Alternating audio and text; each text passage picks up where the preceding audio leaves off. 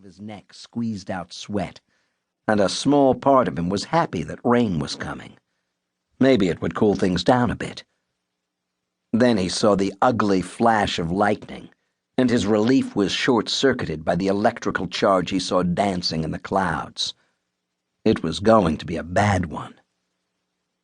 The slate thunderhead rolled in fast, devouring the land in great spasms of rain and wind and lightning.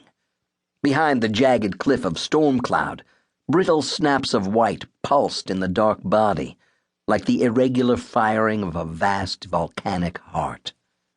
The cloud bank had flattened the horizon, and the atmosphere was pregnant with the electricity beating in its chest. 10 miles off, maybe less. Frank slipped the throttle into neutral and pulled the big St. Croix musky rod out of the holder bolted to the oarlock. The cork handle was slick with warm beads of moisture, as if it too were sweating. While he worked, he kept glancing at the anvil head moving in, hoping that he wouldn't run out of time.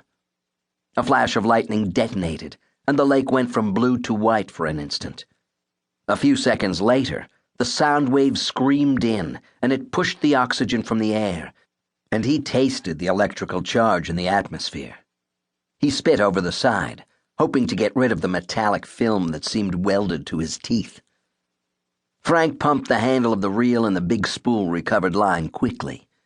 He felt the lure biting the water, and the braids sung through the guides on the rod. There was another mortar round of thunder, and the boat actually shook. He doubled his retrieval speed and spat again. And then his lure snagged on something. He yanked back on the heavy rod, the 130-pound line twanging with each jolt he put into it, then checked the Lawrence fish finder with a precise pivot of his massive head. The bottom was 50 feet down. What the hell could he have hooked out here in the open water? Submerged log, maybe. If the storm hadn't been coming, Frank would have circled around and tried to work his lure free, but the wall of darkness had touched the far end of the lake, swallowing the dam, and he could see the glint of rain hammering down. Then he saw the rainbow shards of light dancing like sparks, and realized that it wasn't rain at all. It was hail. Son of a bitch! If he didn't want to get stuck out in the middle of an electrical storm with bullets falling from the sky while waving his own personal lightning rod, he'd have to cut loose and head for shore right now. But at $45, he hated to let the big handcrafted lure go.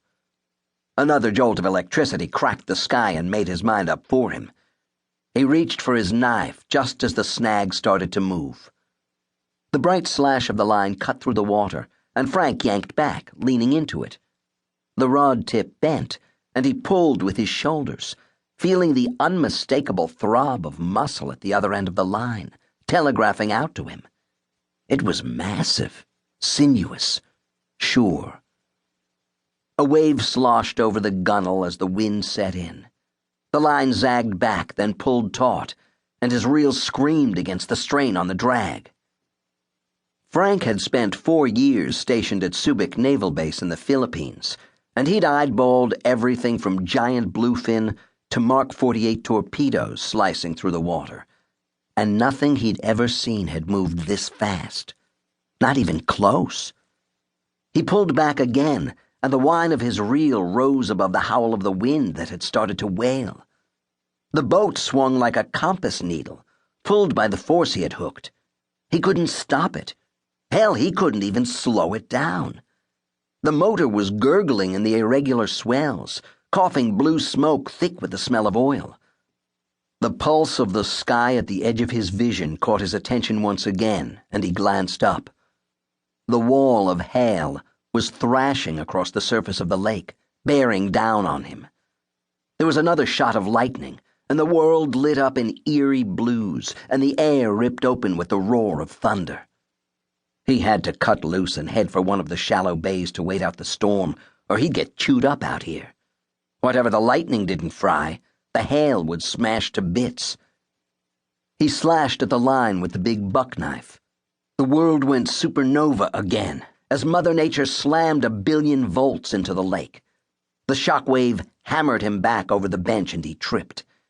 He reached out to steady himself. Line wrapped around his wrist, and for a second he felt a pinch.